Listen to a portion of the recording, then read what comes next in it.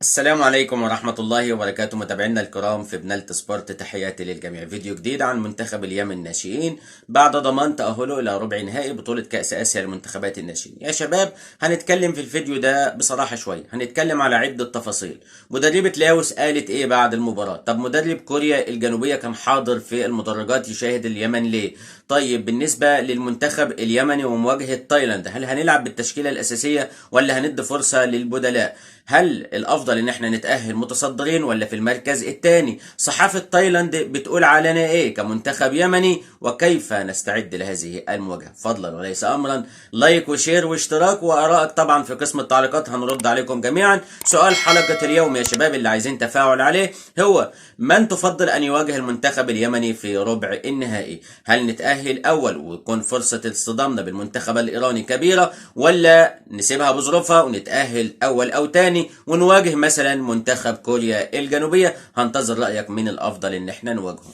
طيب بالنسبة كده عايز أبدأ كلامي معاكم بمنتخب لاوس والمدربة اللي بالفعل عملت جيم كبير جدا امام المنتخب اليمني واحرجتنا في بعض الوقت، وكادت ان تخرج النتيجه بالتعادل لولا ركله الجزاء. الحمد لله قدرنا نكسب ونحقق التاهل لربع النهائي لمعادله الانجاز 2002، منتخب 2002 اللي قدرنا نوصل ايضا الى نهائي كاس اسيا للناشئين وكان خسرناه بركلات الترجيح. طيب مدربه لاوس قالت ان لم يكن اليمن بالشكل الذي توقعناه، لولا ركله الجزاء لا حصلنا على نقطة من المنتخب اليمني. الحقيقة هي محقة في ذلك. ليه؟ لأن احنا اعطيناه الفرصة في كده من خلال 14 ضربة ركنية وأربع ركلات حرة مباشرة حول منطقة الجزاء، ومن خلال فرص كتيرة جدا ضيعناها ما قدرناش نسجل أكتر من هدفين. وبالتالي هي محقة لما قالت إن لم يكن المنتخب اليمني بالشكل الذي توقعناه. هم كانوا متوقعين بالمنتخب اليمني زي ما أبدى قوة كبيرة جدا أمام ماليزيا وسجل رباعية إن كان هيفاجئهم أيضا بالاداء ده، ولكن تفاجئهم ان مستوى بعض اللاعبين ما كانش في يومه، ان المنتخب اليمني ما قدرش يسجل الا الهدف الثاني عن طريق ركله جزاء. طيب لاحظنا كلنا والكاميرا جابت ان مدرب كوريا الجنوبيه قاعد في المدرجات بيشاهد المباراه. ليه؟ لان مواجهه محتمله. مدرب كوريا الجنوبيه بيشوف هل يتاهل اول ويلتقي بالثاني هنا ما بين تايلاند واليمن، ولا يكون هو الثاني ويلتقي بمتصدر المجموعه. فكان بيبحث عن نقاط القوه والضعف. والحقيقه يعني اتمنى ان الكابتن محمد حسن البعداني يحضر مباراه كوريا الجنوبيه وايران ويشاهد هو كمان نقاط القوه والضعف فيها عشان يقدر يحدد المواجهه في الجوله الثالثه والاخيره امام تايلاند هو محتاج منها ايه. ده بالنسبه لمدرب كوريا الجنوبيه. طيب بالنسبه لصحف تايلاند، بتقول ايه صحف تايلاند بعد نهايه المباراه او قبل التقاء اليمن وتايلاند في الجوله الثالثه والاخيره؟ الصحف طبعا بتحذر تحذير شديد ورعب في الصحف، وان شئت فقل ان في خوف شديد جدا من اللاعبه المهاريه في المنتخب اليمني، وقالوا ان عبد الرحمن الخضر هو المخرج الرئيسي للمنتخب اليمني في كل هجماته، وهو العامل المساعد اللي بيقدر عن طريقه المنتخب اليمني يسجل اهداف. كمان في اشاره تانية حذرهم تحذير شديد جدا من عادل عباس ووصفوه ان هو المزعج المهاري اللي بيقدر يخلص اي مباراه. اذا صحافه تايلاند بتشيد وبتحذر المنتخب اليمني من اتنين: عبد الرحمن الخضر وعادل عباس. طيب بالنسبة لبعد كده معانا اقول لك انا بقى على قوة منتخب تايلاند فين وبيسجلوا الاهداف ازاي وازاي نقدر نتغلب عليهم.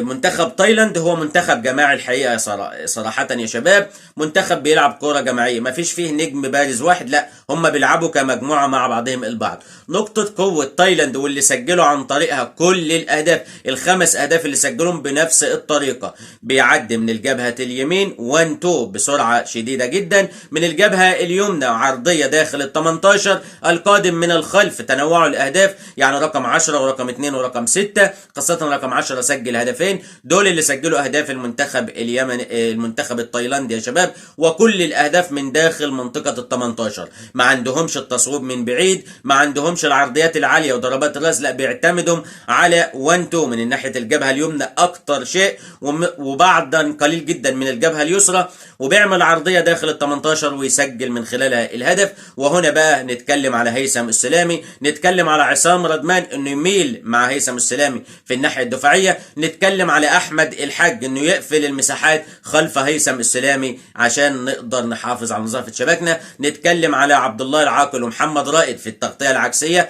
انه يكون في زياده، انور الطريقي يكون في زياده في منطقه الجزاء اما يكون في هجمه علينا، والرقابه الثنائيه مان تو مان للقادمون من الخلف، وبهذه الطريقه تقدر تمنع منتخب تايلاند انه يسجل عليك اي اهداف. بالنسبه لمنتخب تايلاند نقاط الضعف عنده خط الدفاع يا شباب، لما بتضغط عليهم بيرتبكم بيباصوا غلط، تقدر تخطف منهم الكرة، وده هدف لاوس سجلته من نص الملعب. انت تقدر تخترق الدفاعات، تقدر ترمي الكرة بينية من العمق او من خلف الباكين يمينا ويسارا، وهي دي الطريقة اللي هيشتغل عليها محمد حسن البعداني، من خلالها يقدر يخترق الدفاعات التايلاندية.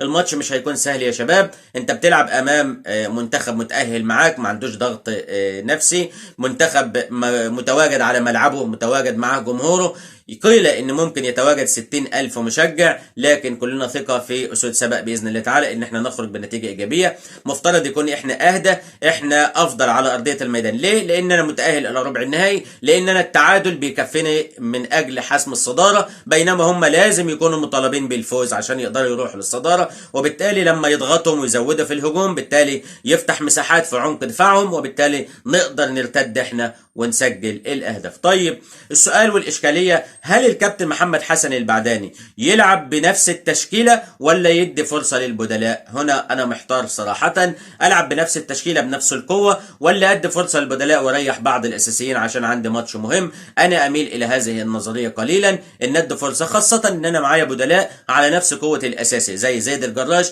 ممكن اديله في البدايه واريح عادل عباس شويه، ممكن ادي لمحمد فاضل واريح عصام رضمان شويه، ولو احتجتهم في الشوط الثاني عشان اكسب انزلهم في الشوط الثاني، لكن لازم ادي اريحيه لعادل عباس، لعصام رضمان، لايهم داغف، لعبد الرحمن الخضر. الرباعي ده لازم اديله قسط من الراحه عشان عندنا مواجهه هي الاصعب في دور ربع النهائي لاحتمالات التاهل الى كاس العالم باذن الله تعالى، ودي وجهه نظري. هترك حضراتكم طبعا في قسم التعليقات تقولوا لي وجهه نظركم. كان عندنا مشاكل قبل ما ننهي الفيديو في الماتش اللي فات عايزين نتخلص منها، كان عندنا انانيه زائده جدا يا شباب، عايزين نباص الكوره، لازم يكون في مبدا الزماله متواجد، لازم عندنا الباص السريع 1 2 على طول بسرعه، لازم كمان نضغط على الخصم، لازم نركز في ال90 دقيقة، عدم الغرور يا شباب، ان انت ما تحسش في وقت من اوقات المباراة ان انت اعلى فنيا من الخصم، لازم تحترم الخصم اللي امامك.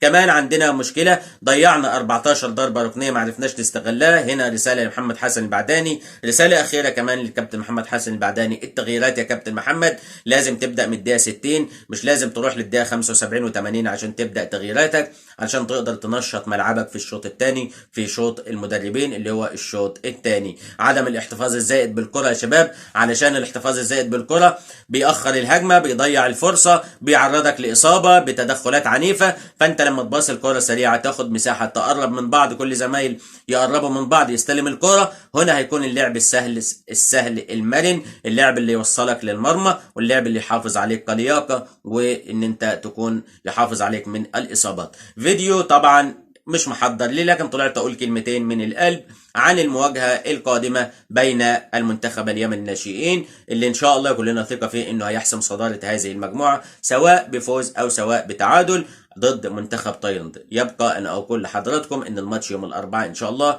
الساعة 3 عصرا يا شباب.